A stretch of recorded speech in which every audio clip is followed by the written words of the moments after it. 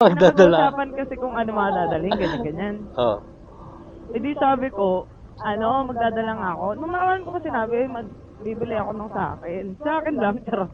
Ng ng ambag ko. Bukod pa sa ambag ko, I mean, magdadala ako, willing ako magdala ng pasobra, mga ganong effect. Oo.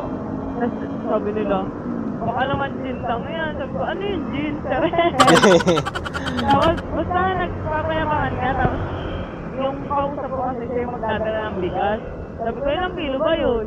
Isang sako. Isang sako. Basta yun. Basta payabangan. Hindi maganda yun pag may payabangan. Di magpayabangan sila, tapos huwag ka magdala. O, hindi ka ano.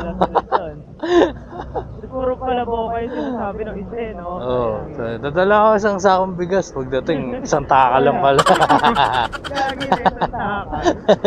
Tapos ang ingay pa doon, no? Kain pa ng kain. Kanya lang pala. Oo nga, kamit sa'yo, idol.